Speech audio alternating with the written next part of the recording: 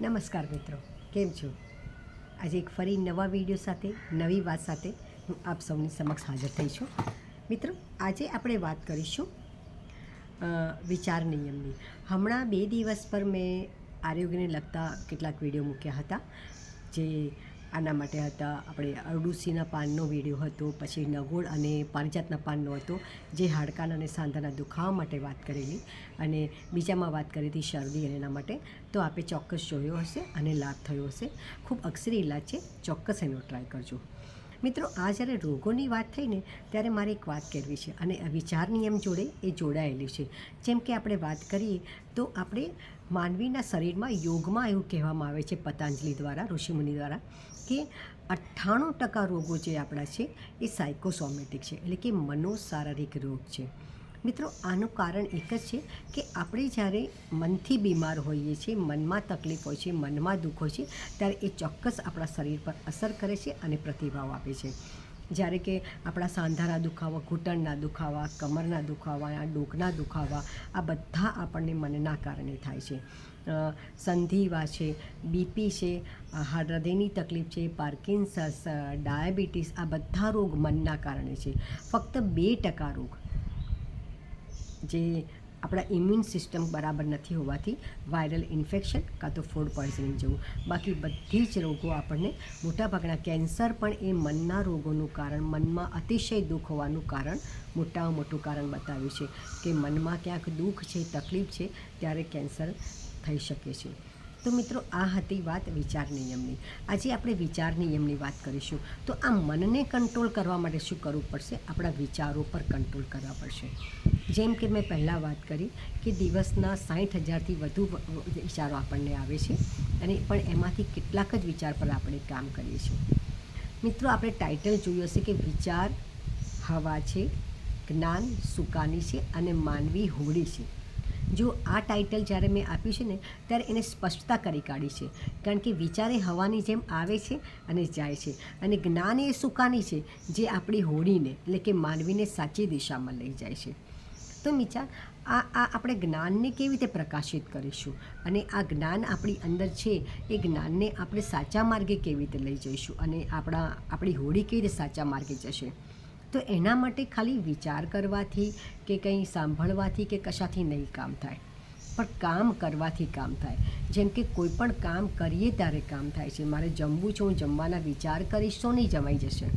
મારે એના માટે કાં તો રસોઈ બનાવવી પડશે, કાં તો બહાર ઓર્ડર કરવું પડશે, કાં તો કોઈને કહેવું પડશે, લાવવું પડશે, ત્યારે મારી ભૂખ ભાંગશે. એમને મારી ભૂખ ભાંગશે નહીં. તો મિત્રો, આ એક સાચી પદ્ધતિ છે. અને આપણે જોઈએ છે આજકાલ ઘણા મોટિવેશનલ વિડીયો હોય છે, ઘણા બધા સારી સારી વાતો કરે છે, પુસ્તકો દ્વારા પણ આપણને પ્રેરણા મળે છે, પણ આપણે જ્યારે એના પર કામ કરીએ ત્યારે આપણને સાચું કામ થઈ શકે છે.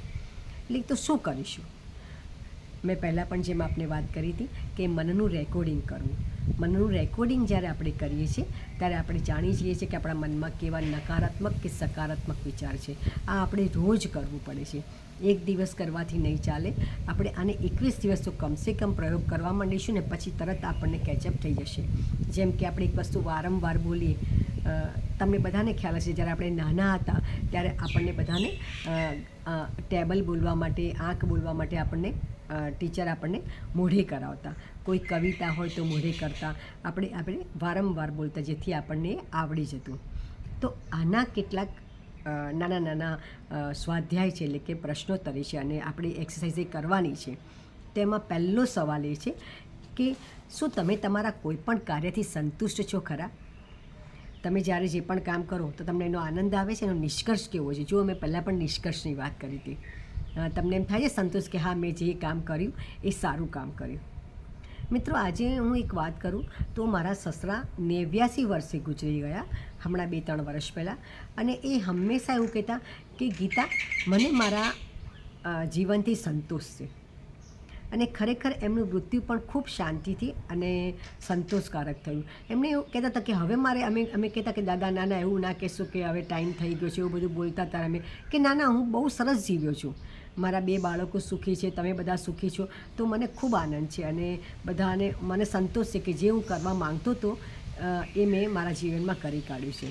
તો મને એમની વાત ખૂબ ગમીને હું આજે પણ યાદ રાખું છું. ક્યારેક આપણા માતા પિતા આપણને કંઈક કહી જતા હોય છે ને, તો એને જ્યારે આપણે યાદ રાખીએ છીએ કે તો ગાંઠે બાંધી લઈએ છીએ ને, તો આપણા માટે ખૂબ ઉપયોગી થઈ પડે છે. આજે પણ જ્યારે મારા મનમાં કંઈક દુઃખ આવે કે અસંતોષ આવે, માનવી છે, સ્વાભાવિક છે, કોઈ વાર થાય એવું, ત્યારે હું એમની વાત હંમેશા યાદ કરું કે મને મારા જીવનથી સંતોષ છે. તો મેં પણ મારા જીવનનો આ ગુરુ મંત્ર બનાવવાનો પ્રયત્ન કર્યો છે કે મને મારા આજના જીવનથી સંતોષ છે.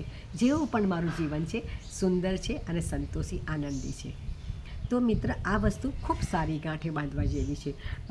બીજું હતું કે આપણે કીધું કે શું હું મારા કાર્યથી સંતુષ્ટ છું, અને તરત જ સવાલ બીજો કે શું હું જે પર્યાપ્ત મહેનત કરું છું ખરી, મારે જે મહેનત કરવી છે એ હું મહેનત કરું છું ખરી.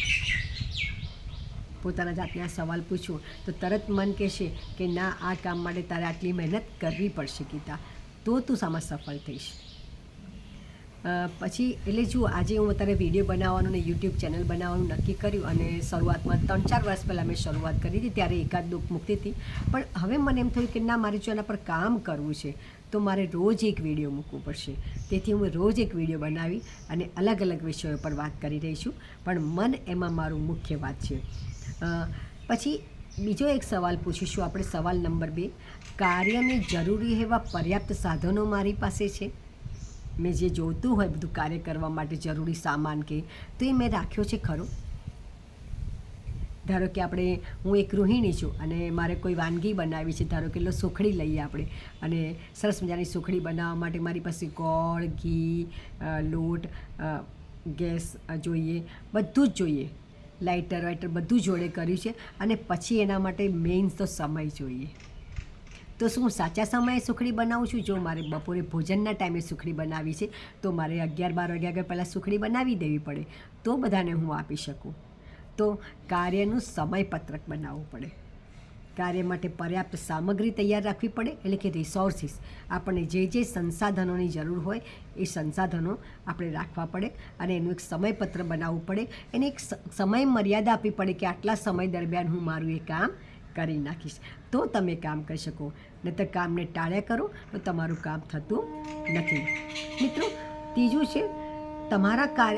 સવાલ છે, તમારા કાર્યને કોઈ પણ દ્વારા મળતો પ્રતિભાવ પણ તમારા પર શું અસર કરે છે? આ બહુ મુખ્ય છે.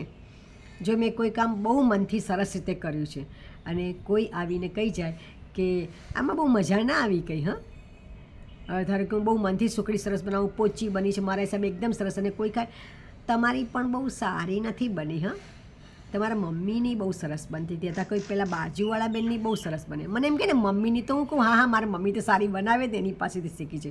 પણ જો મને એમ કહે ને તમારા કરતાં પેલા બાજુવાળા બેન સરસ બનાવે છે, તો મારા મનમાં તરત ખટકો બેઠે કે યાર, આટલી બધી મહેનત કરી મેં સુખડી બનાવી, અને બધા તો મારી સુખડી ખૂબ વખાણે છે, મારા ઘરના, મારા બધા આજુબાજુવાળા, અને તમે આવું કહી જાઓ છો.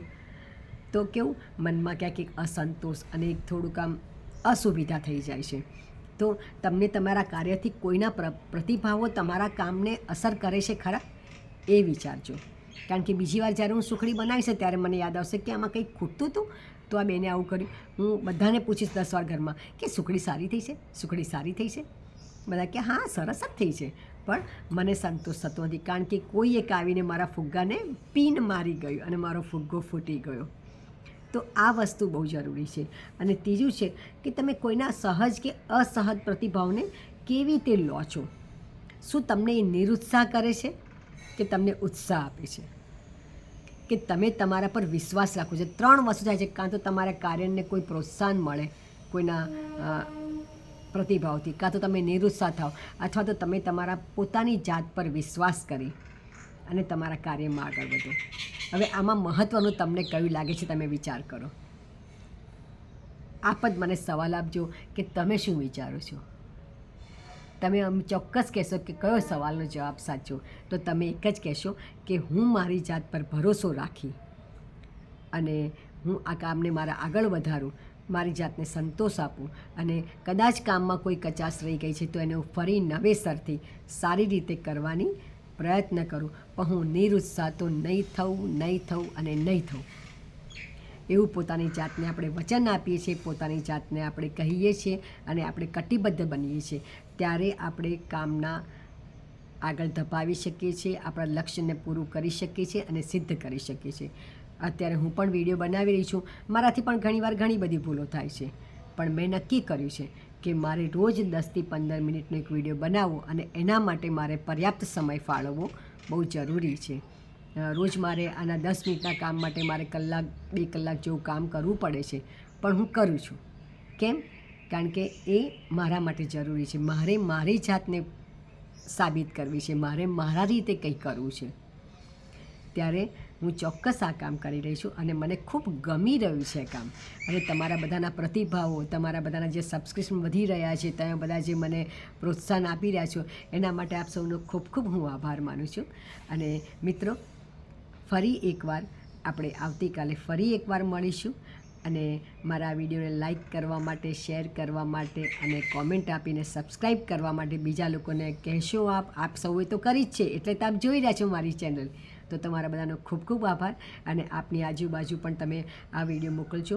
અને હું પદ્ધતિસર પદ્ધતિ એક તમને એક્સરસાઇઝ આપતી જઈશ, સ્વાધ્યાય આપતી જઈશ, જેથી તમે એ કામ કરી શકો. આપણે ફક્ત વાતો નહીં કરીએ, પણ આપણે એના પર કામ કરીશું. આપણે આપણી જાત પર કામ કરીશું. અને તમે મારી સાથે રહેશો, આપણે બધા જોડે સાથે મળી અને આગળ વધીશું, પ્રગતિ કરીશું. ત્યાં સુધી જય હિન્દ, જય ભારત, જય શ્રી કૃષ્ણ.